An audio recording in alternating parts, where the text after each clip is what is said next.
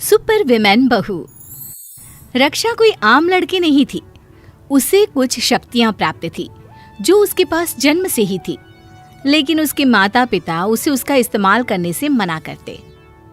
देखो रक्षा, ये जो तुम जादू टोना करती रहती हो ना, अरे मत किया करो। लोग तुम्हें चुड़ैल समझेंगे, कोई शादी भी नहीं करेगा। ना करे माँ, लेकिन मैं अपनी शक्तियों से किसी का भला करने से पीछे कभी नहीं हटूंगी। असहाय लोगों की मदद करना ही मेरी जिंदगी का मकसद है। अरे कैसे बात कर रही हो रक्षा बेटा? तुम जानती हो कि किसी को यह काम अच्छा नहीं लगेगा। जिस घर में तुम्हारी शादी होगी, कैसे तुम उन लोगों के साथ घर से बाहर जाओगी? लोग कहेंगे। पापा, वो मैं मैनेज कर लूंगी। आपको पता है दुनिया में कितना दुख, कितनी परेशानियां हैं। मैं चाहती हूँ कि मैं लोगों की पूरी मदद करूँ, जितनी मैं कर सकती हूँ। वो तो ठीक है बेटा, लेकिन मैं किसी को कैसे तुम्हारे बारे में बताऊं कि तुम जादू से कुछ भी ला सकती हो, या तुम्हारे अंदर इतनी पावर है कि तुम ट्रेन को भी धक्का मार सकती हो। अरे लोग तो डर जाएंगे, फिर तुमसे कोई शादी भी नहीं करेगा। पापा, आप देख लीजिए, आपको जो भी करना है करिए। बताना है तो बताइए, ना बताना है तो मत बताइए, लेकिन मैं तो दुनिया की मदद करती रहूंगी, चाहे जो कुछ हो जाए। खैर, पिता लड़के वालों से रक्षा की ये पावर वाली बात छुपा लेते हैं और रक्षा की शादी हो जाती है गौरव से। यार रक्षा, आज ऑफिस जाने का मन ही नहीं कर रहा, लेकिन एक मीटिंग भी जरूरी है। क्या करूं? मन नहीं कर रहा? क्यों? अरे यार, दिल्ली की सड़कें देखिए, कितनी जाम होती है, ऊपर से गर्मी, समझ में नहीं आता क्या करूं। तो मैं पहुंचा दूं तुम्हें ऑफिस, वो भी चंद सेकंड में। क्या बात कर रही हो? कंधे में बिठाकर उड़ोगी क्या? ऐसा ही समझो। तैयार होकर छत पर आ जाओ। रक्षा काम में लग जाती है। गौरव भी अपनी नई नवेली बीवी के कहने पर छत पर चला जाता है कि रक्षा को अपनी माँ की बात याद आती है। देख रक्षा, ससुराल में बहुत जरूरी हो तभी ये जादू टोना दिखाना, समझी? नहीं तो हम सबके लिए मुश्किल हो जाएगी। मुझे इन्हें उड़ाकर ऑफिस ले जाने का आइडिया कैंसिल करना होगा, लेकिन ये मेरे पति हैं। कम से कम इन्हें तो अपने बारे में बता दो कि कैसे मैं सुपर पावर रखती हूँ। रक्षा छत पर जाती है और पति से कहती है, देखिए जी, मैं ना बचपन से थोड़ी अलग हूँ। हाय मेरी जान, मुझे तो तुम अभी भी सबसे अलग ही लगती हो, मेरी बाबी डॉल। तभी रक्षा पास रखी चेयर को घूरती है और चेयर अपने आप खिसक कर उन लोगों के पास आ जाती है। गौरव देखता ही रह जाता है, उसकी आंखें खुली की खुली रह जाती है। पहले आप बैठ जाइए, मैं आपको आराम से समझाती हूँ कि क्या माजरा है। गौरव का ये सब देखकर पसीना छूटने लगता है कि रक्षा एक बार जोर से गोल घूमती है और जब खड़ी होती है तो हाथ में पानी की बोतल होती है।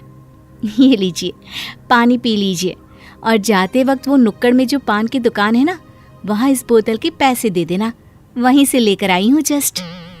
कौन हो देवी तुम? ये क्या क्या दिखा रही हो? मैं देवी नहीं, सिर्फ एक सुपर वुमेन हूँ। जब छोटी सी थी तब से भगवान ने ये सारी शक्तियाँ दी हैं, तो मैं लोगों की मदद के लिए इसका इस्तेमाल करती हूँ। मैंने पढ़ा था ऐसी लड़कियों के बारे में। सही है यार, मुझे नाज है तुम पर। वैसे अब अगर हो गया तो मुझे ऑफिस छोड़ दो ना जल्दी से। रक्षा खुश हो जाती है और पति को पकड़कर एक बार जोर से गोल घूमती है और दोनों पहुंच जाते हैं पति के ऑफिस में। यार वाओ, इतनी जल्दी? अच्छा अब तुम जाओ, वरना सब पूछेंगे।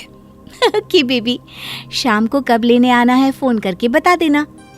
रक्षा एक बार फिर गोल घूमती है और घर की छत पर, जहाँ पहले से ही सास होती है।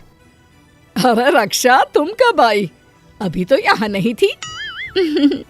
कैसी बात कर रही हैं माँ जी, सामने ही तो थी आपके।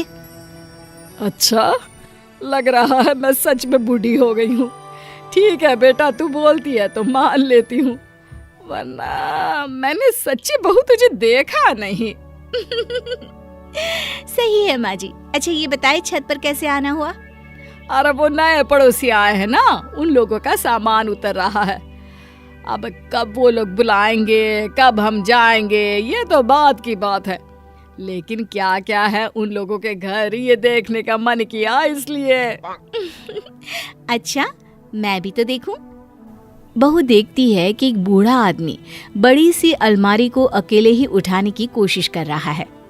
ये बेचारा कैसे इतनी बड़ी अलमारी खिसका सकता है, मुश्किल लग रहा है।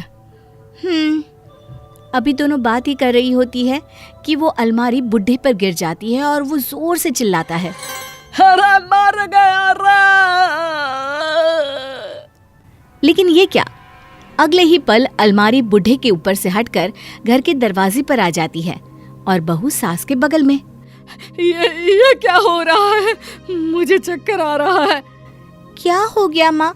मुझे तो समझ में ही नहीं आया। ये बुढ़े के पास से अलमारी? हाँ वही। अरे चलो चलो नीचे, लगता है किसी भूत का साया है इन लोगों पर। हे भगवान, मैं तो कल ही सुंदर कांड रखूंगी घर में।